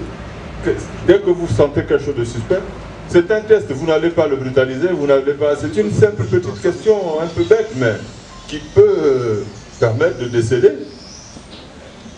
l'erreur. Oui. Excusez-moi. Donnez-nous un exemple comme ça, concret, par exemple, ici à Tanda, quand vous vous retrouvez dans une situation comme ça. Quelles sont les astuces qu'on peut utiliser par la population, par exemple, pour quelqu'un qui arrive de Bellevue ou de Slovène, comme il disait tout à l'heure? Nous allons voir les questions qui concernent la procuration tout à l'heure. Je crois que c'est plutôt l'autre de toute façon, on se rend compte que c'est plus facile de gérer à Tanda que de voir un petit peu tout le monde arriver. Et celui-là qui se présente, oui, moi je représente elle, bon, moi je connais par procuration. Oui, vous savez, hein, on a des villages qui en temps normal ont 25 habitants et en période électorale ils sont 500. Hein? Là il faut modifier la loi. Et ils sont 500 uniquement le jour du vote. Après le vote, le lendemain, il n'y a plus personne dans le village. D'abord, ils ne dorment pas là. Ils viennent d'ailleurs, soit du département, du chef-lieu du département, soit de la capitale provinciale pour venir uniquement voter ce jour-là. Donc ce jour-là, le village qui avait seulement 25 habitants, eh bien, il grouille le monde. Hein? Mais ce sont ces gens-là qui viennent gonfler justement les listes électorales du village. Ils ne sont pas originaires du village. On les a embarqués comme ça pour les inscriptions. La plupart de ceux dont vous parlez ont été payés pour venir s'inscrire. Hein? Et là, il y a des bus qui vont être mis à contribution pour aller les chercher, les ramener. Ne vous inquiétez pas, il y en aura beaucoup. Il y en aura beaucoup. Mais soyez simplement vigilants. Des exemples, des astuces, c'est un peu ce que je vous dis là, je vous donne là. Il faut faire des tests, des tout petits tests de rien du tout. Petite question, idiote. Quand il tombe dans le panneau, vous le faites constater par le bureau et vous allez être vice-président assesseur. Vous représenterez l'opposition. En face, vous allez avoir un vice-président et un assesseur qui représente la mouvance présidentielle. Il faut que chacun sache soutenir son collègue de son bord. Si dans le même camp, vous vous opposez, naturellement, vous créez une faille qui permet aux autres de prendre le dessus sur vous. Le président et l'assesseur qui représentent l'opposition doivent être très, très complices. Ils ne doivent pas se contredire. S'ils se contredisent, c'est foutu. Quand l'un a pris une position, l'autre doit le soutenir. On peut avancer? Ou bien il y a quelques questions, oui? Bon, une question. Imaginons que je sois, par exemple, le premier vice-président. Et vu que je ne dois pas m'absenter du bureau, à quel moment, quand même, je peux voter? Bien. À quel moment vous pouvez voter? En principe, on a fait une répartition des postes. Il y a des postes qui ont été confiés à l'Union nationale, donc au candidat de l'Union nationale. Jean Gaspard, dans ses affectations, devrait pouvoir faire en sorte que chacun soit affecté dans le centre où il est électeur. Celui qui est électeur à l'école publique d'Angondje, hein, c'est pas la peine de l'affecter, c'est pas à l'école Bigman, hein, voilà. C'est trop distant. Il aura le choix entre deux choses. Soit il va occuper son poste et il ne vote pas, donc une voix en moins. Soit il va d'abord voter avant de venir à son poste. Ça veut dire que le poste est vide. Et beaucoup de choses peuvent se passer après. Donc il faut faire l'effort d'affecter les gens dans les centres où ils sont électeurs. Il peut partir d'un bureau pour aller voter, et comme il arrive le premier, en général les Gabonais ne se bousculent pas à 7 h du matin pour voter. Ils viennent vers 11 h, midi, mais souvent même c'est l'après-midi. Donc la matinée elle est morte, elle est timide, elle n'est pas Un président peut sortir, le vice-président peut sortir et aller voter dans son bureau de vote et il revient. Et pendant ce temps, il peut faire des choses. Pardon? Pendant ce temps, il peut faire des choses. Vous avez dit qu'il ne fallait pas qu'on bouge. Non, vous savez, le plus important, c'est que tous ceux qui sont affectés dans le bureau de vote se retrouvent là, à savoir le représentant du candidat et les assesseurs. Si vous, en tant que vice-président, vous allez voter, il y a le représentant de votre candidat qui est là. D'accord. Soit représentant d'un candidat dans un bureau de vote, où vous n'êtes pas électeur, soit vice-président ou assesseur, et bien vous pouvez, sur la base de ce mandat, aller solliciter une procuration et on doit vous la remettre pour vous permettre d'être à votre poste et de faire exécuter votre vote par un mandataire. Mais ce n'est pas du tout un double emploi que de solliciter une procuration si vous avez votre mandat en attendant de savoir où est-ce que vous êtes affecté. Si maintenant vous êtes affecté dans un centre où vous êtes électeur, c'est tant mieux. Si vous ne l'êtes pas, au moins vous avez fait une procuration à quelqu'un. Ok? Bien, le scrutin commence donc à 7 h. Et il est clos à 18 h par une déclaration publique du président du bureau de vote. L'heure de la clôture ne peut en aucun cas avancer. Elle peut être retardée par délibération du bureau, notamment en cas de trouble ayant motivé la suspension des opérations électorales d'une durée égale à celle de la suspension.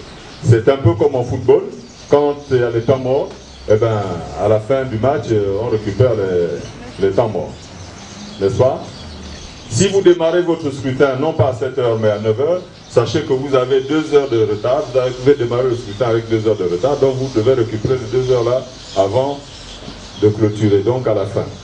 Tant que votre liste électorale, les électeurs qui sont dans la liste électorale de votre bureau ne sont pas tous évacués, eh ben vous attendez 2 heures supplémentaires.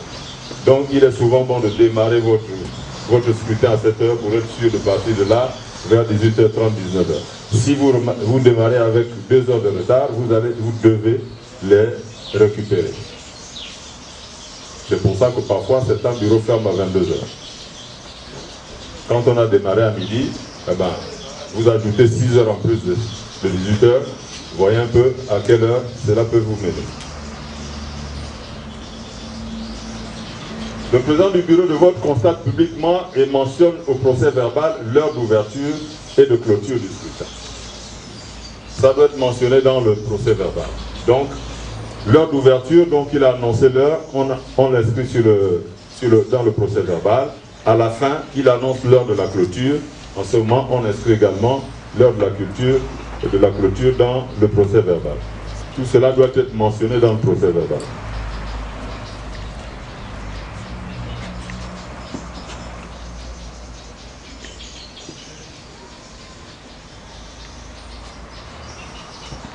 Bien, alors, on a dit tout à l'heure que vous devez arriver à l'heure et attendre l'arrivée du président avec le matériel électoral. Quel est donc ce matériel électoral? Quel est le contenu de l'urne qui va amener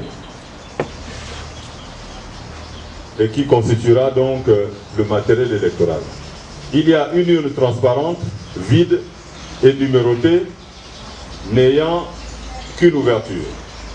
Un exemplaire de la loi électorale et des textes particuliers relatifs au vote mis à la disposition des électeurs. Une liste électorale du bureau de vote.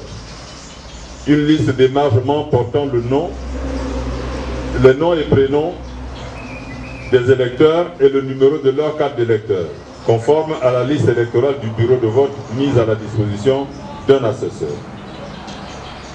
Ça, c'est le matériel. Pour ce qui est de l'urne, nous remarquons qu'il est dit l'urne doit être transparente, vide, numérotée, n'ayant qu'une ouverture.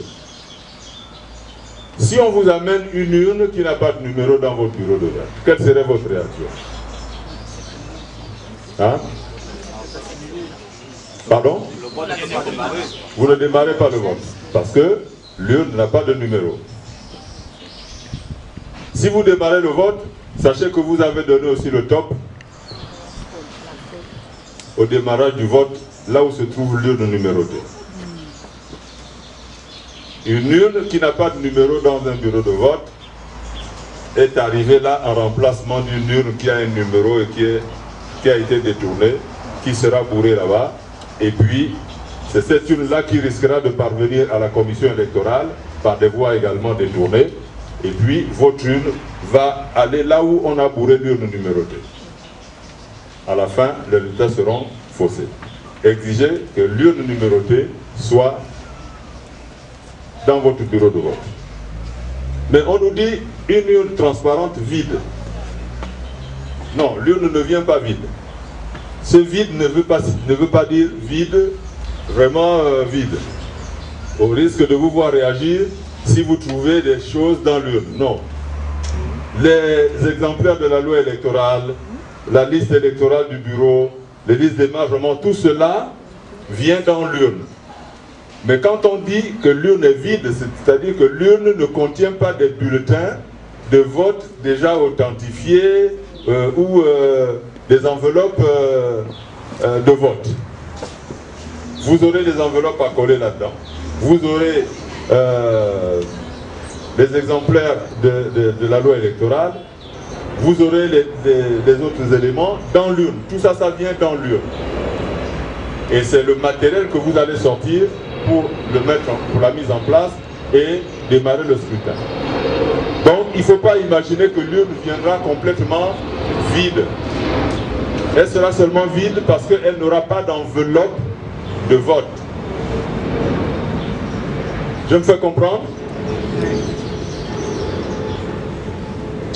Entre autres matériels, on a donc un encreur, un dateur, un timbre à voter, un ou plusieurs isoloirs devant être placés de façon visible par le public, un lot de 2 enveloppes à coller, l'une de couleur blanche portant la mention vote au format réduit, l'autre de couleur noire portant la mention poubelle et de grand format.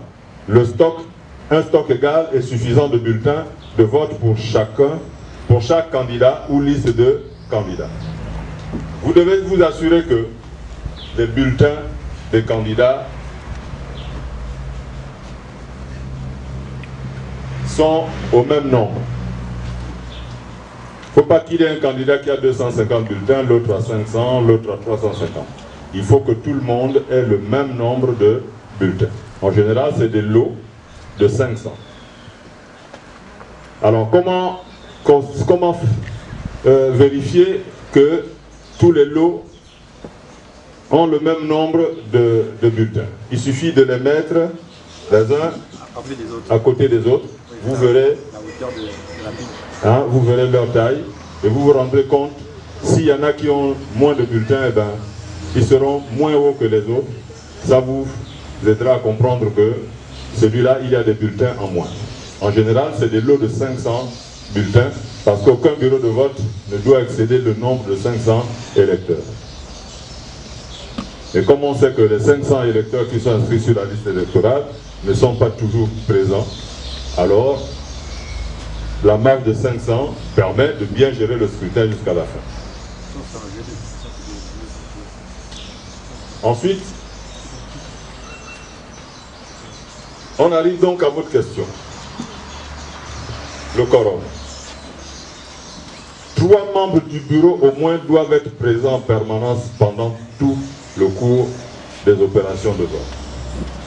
Ça veut dire qu'il suffit d'être 3 pour que le bureau tourne.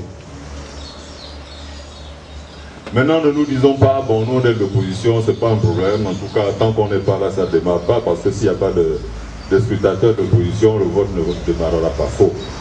S'il y a le président, le vice-président de la mouvance présidentielle et l'assesseur de la mouvance présidentielle, le vote va démarrer. Et sans vous.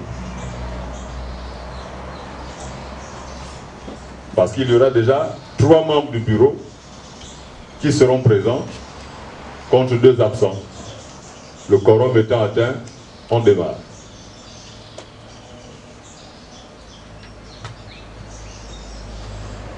Les bulletins seront bien authentifiés. Ils seront authentifiés par le président, par le vice-président de l'autre bord et par l'assesseur de l'autre bord. Il y aura 3 signatures. que vous le vouliez ou non, il y aura 3 signatures, les bulletins seront authentifiés et le vote va démarrer. Donc, il nous faut être là avant l'heure. C'est clair? Alors, comment s'exerce donc le droit? L'électeur exerce le droit, son droit de vote dans un bureau de vote. On va rapidement regarder ça. Pour ceux qui ont l'habitude de voter, ce n'est pas aussi compliqué que ça. On sait exactement ce qui se passe, mais avant, on va voir quels sont les différents votes. Il y a le vote ordinaire, c'est celui qu'effectue l'électeur lui-même qui est régulièrement inscrit sur la liste électorale du bureau de vote.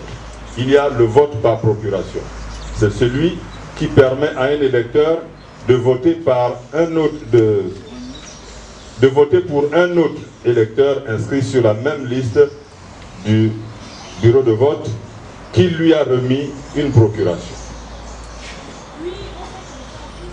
Ensuite, il y a le vote par délégation, par dérogation, pardon.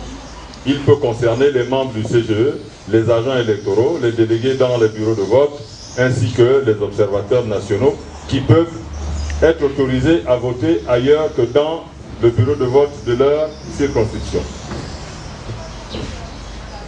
C'est une pratique qui a souvent été utilisée, le vote par dérogation, et qui souvent répond à votre préoccupation, celle de n'avoir pas été affecté dans un bureau ou dans un centre où vous êtes électeur, mais vous êtes appelé à représenter un candidat ou à gérer le scrutin. En ce moment-là, par dérogation,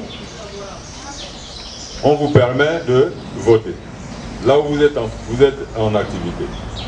C'est ce type de vote qui a souvent provoqué des problèmes et des suspicions de fraude. Parce qu'on se retrouve souvent avec un nombre d'enveloppes dans l'urne supérieur au nombre d'émargements. Ça signifie quoi? Ça signifie que ce vote s'adressant aux scrutateurs, vous êtes 5, vous n'êtes pas affecté dans ce bureau, et puis vous avez par exemple 20 représentants de candidats, ça fait 25 personnes, n'est-ce pas? Alors, quand on va compter les bulletins, et lorsqu'on va compter le nombre de signatures sur la liste d'émargement, on va trouver là-bas 300 signatures. Alors on s'interroge, on se dit, mais comment ça se fait-il qu'il y ait eu 300 signatures sur la liste d'émargement et dans l'urne, on a trouvé 325 enveloppes? Certainement ça a été bourré. C'est comme ça que nous concluons. Mais nous oublions que nous avons fait voter des gens par procuration. On a établi ce qu'on appelle une liste additive.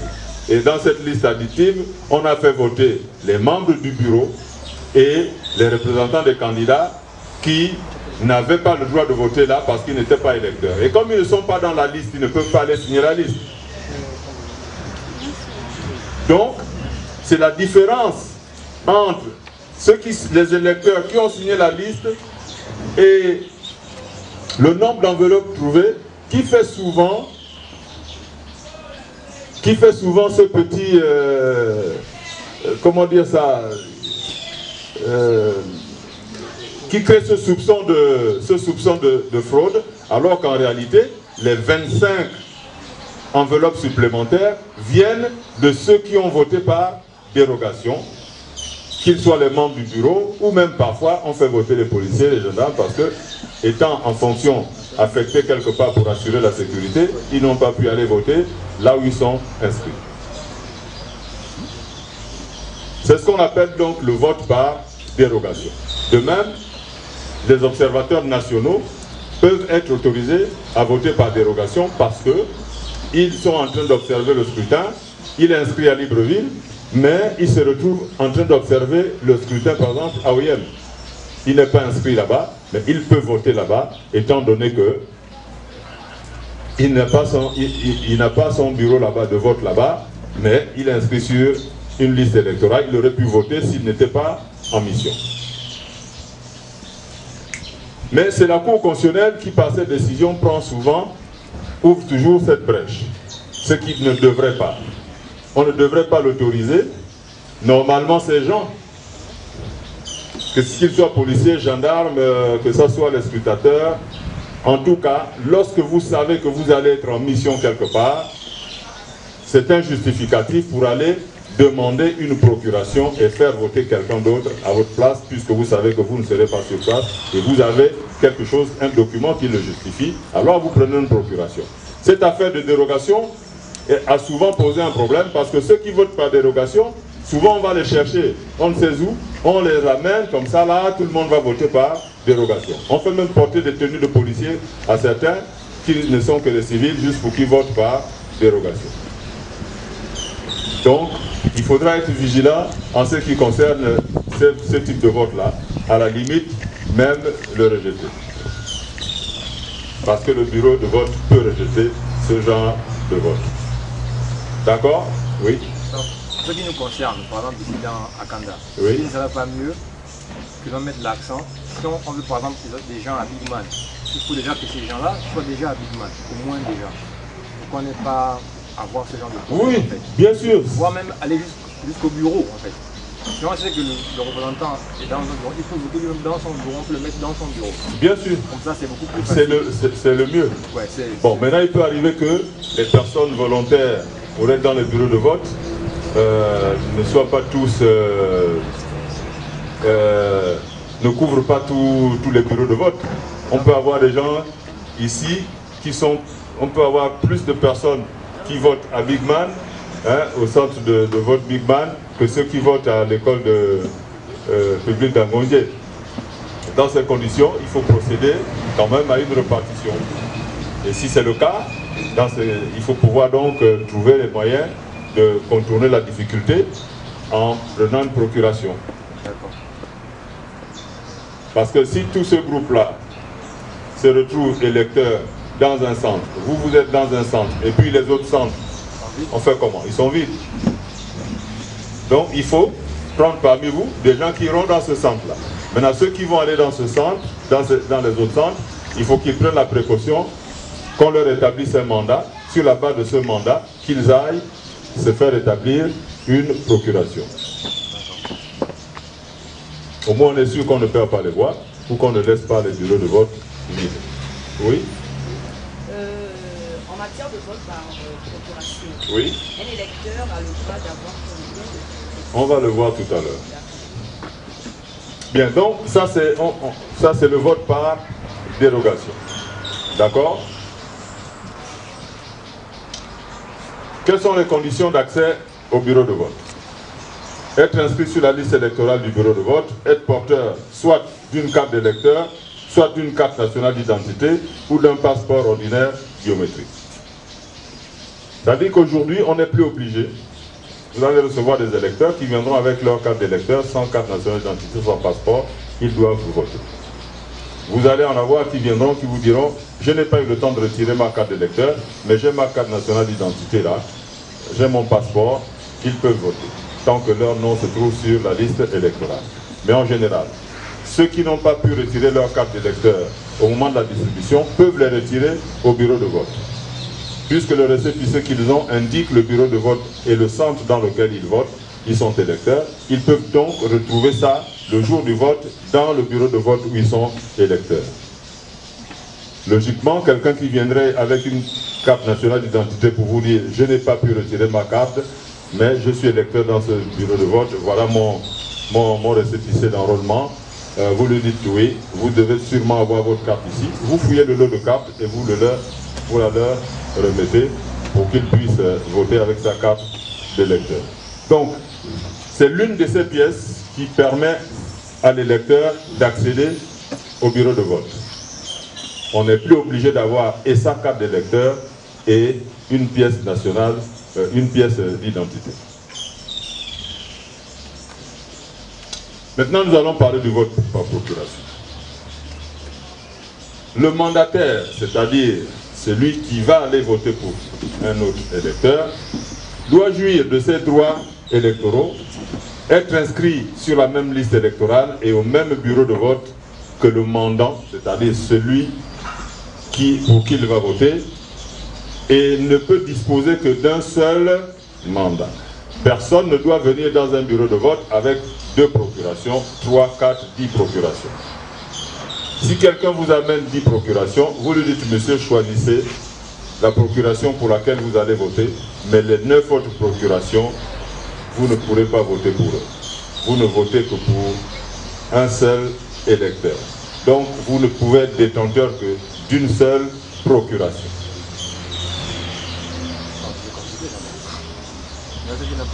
C'est les articles 100 et 101 de la loi électorale qui définissent tout ça. La procuration doit indiquer le nom, prénom, date, lieu de naissance, et nous allons voir exactement le contenu de la procuration tout à l'heure. Donc, on retient une chose. Celui qui mandate et le mandant doivent tous être électeurs dans le même bureau de vote, inscrits sur la même liste électorale. Je ne suis pas moi électeur à Minzik, et puis je suis inscrit à Minzik, et puis quand j'arrive ici à Libreville, quelqu'un me donne une procuration pour que j'aille voter pour lui. Pas possible.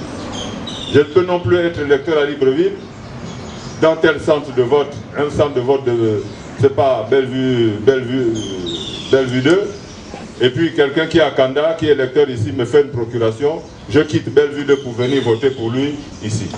Impossible. Même si nous sommes dans le même centre de vote, je suis électeur au bureau numéro 1, celui qui est électeur au bureau numéro 2 ne peut pas me faire une procuration pour que je vote pour lui au bureau numéro 2.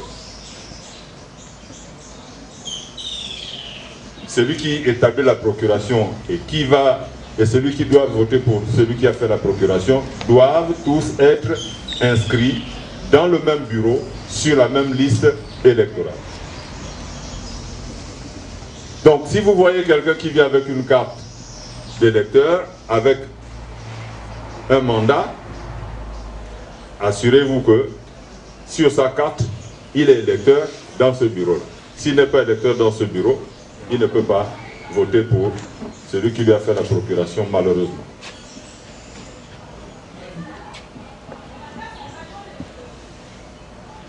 Bien, voilà comment se présente une procuration.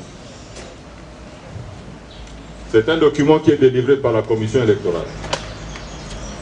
J'ai vu une dame, notre commission est installée à l'hôtel de ville, il y a une dame qui est arrivée, elle voulait faire une procuration et la faire signer par un maire. Et comme j'étais au hall, là, elle a posé le problème. Je lui ai dit non madame, vous ne pouvez pas voter avec, vous ne pouvez pas faire voter quelqu'un avec une procuration établie par le maire. La procuration est établie par la commission électorale. Donc, la procuration décline ici, on va dire l'identité du mandant. Hein? Je sous-signé, monsieur ou madame tel, né le,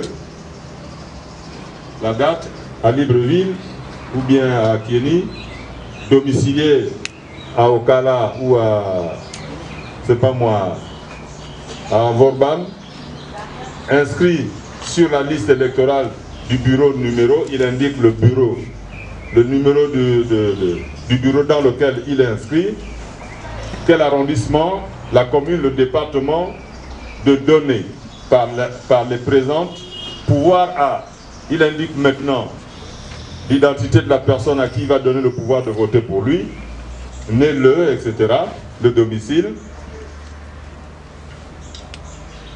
Et ils doivent donc, parce que le numéro du bureau de vote du mandataire doit être aussi porté ici, il faut qu'ils soient donc tous inscrits dans le même centre et dans le même bureau. Donc au niveau de la commission déjà, s'il se trouve que le mandant et le mandataire ne sont pas électeurs dans le même bureau de vote, eh bien on ne pourra donc pas déjà leur faire de procuration. Maintenant, il peut arriver que par inadvertance, on établisse une procuration. C'est au niveau des bureaux de vote que vous pouvez le vérifier. Pour moi et à mon nom, participer au scrutin, il y a 2 tours par exemple ici. Si le mandant pense qu'il ne sera pas là au premier tour, il coche la case premier tour S'il pense qu'il ne sera pas là non plus au deuxième tour, il coche les 2 cases. Mais s'il pense qu'il sera au premier tour et ne sera pas au deuxième, il coche le premier et... Non, s'il pense qu'il ne sera pas au premier tour et qu'il sera au deuxième, il coche le deuxième tour pour que la personne vote pour lui au deuxième tour s'il y a deuxième tour. Et lui-même votera au premier tour. Et ainsi de suite. Et puis, le mandataire va signer et lui-même, le mandant, va également signer. En dessous, on aura la signature du président de la commission électorale. Mais ce ne sont pas les 3 seules signatures. Il y a également le visa du vice-président représentant la majorité et le visa du vice-président représentant l'opposition. Donc, nos représentants dans les commissions électorales doivent s'assurer que le mandat est bien rempli et que les 2 se sont présentés, parce qu'il est écrit ici pour les raisons suivantes. Donc, les raisons pour lesquelles ils sollicitent la procuration doivent être évoquées.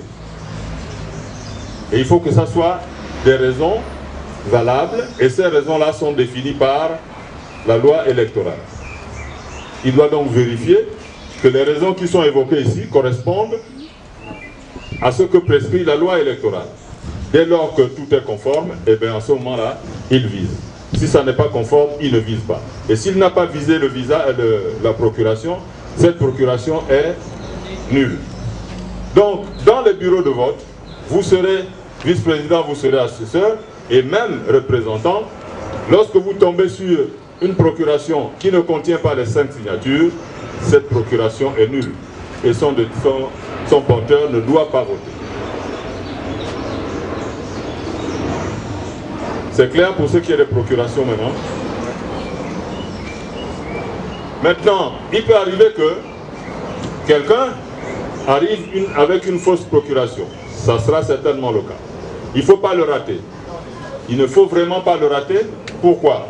Pour la simple raison que la loi dit, c'est l'article 147 de la loi électorale, et elle dit, toute manœuvre frauduleuse ayant pour but d'enfreindre les dispositions des articles 100 à 102 de la loi électorale relative au vote par procuration est punie d'un emprisonnement de 3 à 24 mois et d'une amende de 50 à 5 millions de francs CFA. Certains se mettent à manipuler les procurations et à en faire usage sans savoir les risques qu'ils courent. Parce que nous sommes souvent ignorants des lois. Mais la loi dit que quand on s'amuse à utiliser de manière frauduleuse la procuration, ça peut nous coûter entre 3 mois de prison à 2 ans et entre 50 000 francs à payer à 5 millions. Donc quand on tombe sur quelqu'un qui a une procuration frauduleuse, il faut automatiquement relever son identité parce qu'on doit lui porter plainte. Plus nous agirons comme ça, moins il y aura de gens qui s'amuseront et qui continueront à manipuler les procurations de manière frauduleuse. Mais qu'est-ce qui arrive souvent? On constate que quelqu'un a une fausse procuration, on crie sur lui, on le pousse, on le secoue, et puis il rentre chez lui. Et à la prochaine élection, il recommencera en se disant peut-être que j'aurai un peu plus de chance. Mais lorsque les gens commenceront à passer devant les tribunaux pour ces faits, et aller séjourner et faire un petit stage à Gros-Bouquet, lorsqu'ils sortiront de là-bas, je crois qu'ils ne seront pas prêts à recommencer. Et ceux de leurs proches qui se rendront compte qu'il est pour une simple procuration, un petit jeu, il s'est retrouvé là-bas, ou qu'il a dû payer 5 millions, certains apprendront à réfléchir par 2 fois avant de poser ces actes-là.